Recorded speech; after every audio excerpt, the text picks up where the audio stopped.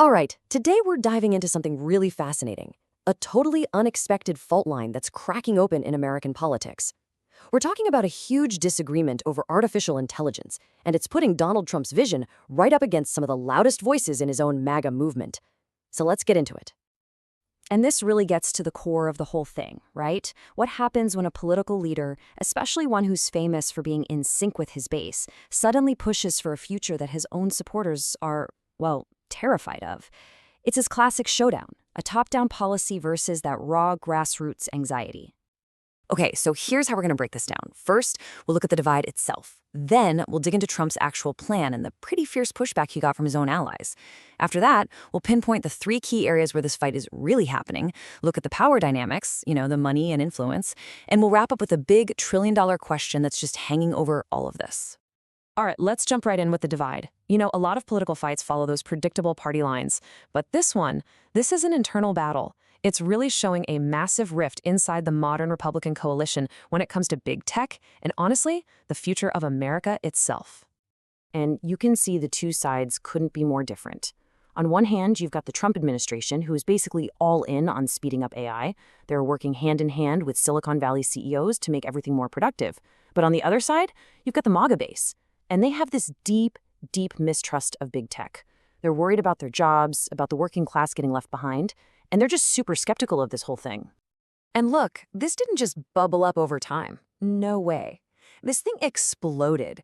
Trump drops his AI plan in late July, and literally days later, you've got Representative Marjorie Taylor Greene blasting it on X. Then Steve Bannon jumps on his podcast. And not long after that, Senator Josh Hawley is on stage in September, basically calling AI an existential threat. The pushback was immediate, and it was loud. So, what's actually in this plan from Trump? Well, let's just say it's not about pumping the brakes. It is all about flooring the accelerator.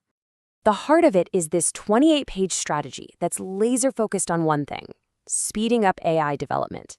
We're talking big stuff, like building brand new power infrastructure just to feed these energy-guzzling data centers.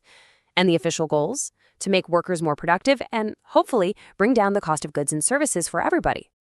So, how are they selling this? What's the official line? Well, the administration is framing this whole thing as a matter of national security, of economic competition. To them, it's all about making sure America stays ahead of China in this global AI arms race. Yeah, but that argument is just not landing with some of the biggest names in the America First movement. Their reaction has been intense.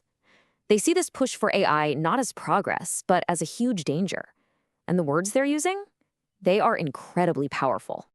Take Representative Marjorie Taylor Greene. She immediately zeroed in on two classic populist fears: your wallet and the planet. She warned that AI could spark mass poverty by just wiping out human jobs, and that all these massive data centers would have a really devastating effect on the environment. And then you have Steve Bannon, who just took it to a whole other level. He literally compared the search for superintelligent AI to summoning the demon. I mean, for him, this isn't just a simple policy debate. It's a moral, almost spiritual crisis. Senator Josh Hawley then comes in and raises the stakes even higher, framing this as a full-blown clash of civilizations. He argues that this whole AI revolution is really a push towards something called transhumanism, and we'll get to what that is in a second. But he says that vision is just fundamentally at odds with traditional American values. They just can't coexist. Okay, so you've got these two really powerful forces just crashing into each other. But where, specifically, is the fight actually happening? Well, it seems to be breaking down across three very specific and very important battlegrounds. First up, you've got the practical stuff we've already touched on: jobs and the environment. The second is a surprisingly intense fight over copyright law. And the third, and maybe the most profound one, is this philosophical, even theological battle for the soul of humanity, all tied up in this idea of transhumanism. This copyright debate is the perfect example of the split. Trump, in what seemed like an off-the-cuff remark, basically sided with the AI companies. He said copyright law needs to be loosened up. But Bannon and Hawley, they see it in a completely different light. They're calling the way AI models train on creative works theft, and maybe even the largest intellectual property theft in American history. And this isn't just them talking tough. They have an actual counter-proposal ready to go. Senator Hawley has put forward a bill that would set up a licensing system. It would force AI companies to get permission and probably pay up before they can train their models on copyrighted stuff. It's a direct challenge to how the tech industry does business right now. Okay, let's get to that third battleground, and it all revolves around this word, transhumanism. So what is it? It's the idea that we should use technology to radically boost our human abilities, our intellect, our bodies, our minds, and create this kind of human-machine future. For people who support it, it's just the next step in our evolution. But for its conservative critics, it's a horrifying attempt to play God. And that right there brings us to the religious and moral core of this whole argument. During a House hearing, you had representatives like Anna Luna making it crystal clear that this isn't just about cool new tech. For them, it's about what makes us human. Humans have souls, machines don't. And she put it so plainly, we are not gods or God.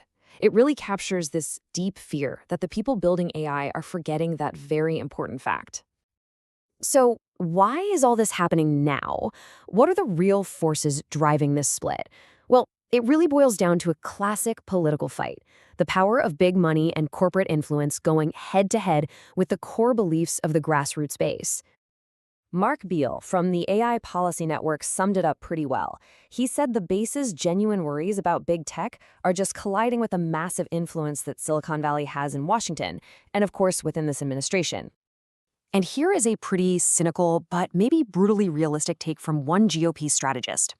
They basically said that these really passionate, populist arguments, well, they don't always hold up when they come up against the sheer amount of money and influence peddling that's now just considered normal in politics. So, all of this leads us to the big finale. With these two sides locked in opposition, where does it all go from here? What's next in this internal battle? Right now, this might just feel like a debate happening between politicians and pundits. But the thinking is that the real political bomb will go off later, when the idea of AI taking jobs becomes a cold, hard reality for millions of people, when they actually start seeing their jobs disappear because of automation. That's when this issue could set the base on fire. And that leaves us with the ultimate question, doesn't it? When the economic hit from AI is no longer something you read about, but something you feel, who are voters going to listen to? The leaders who said full speed ahead, or the voices who were screaming danger from the start? Which side is ultimately going to win this fight for the soul of the party? That right there is the big trillion-dollar question.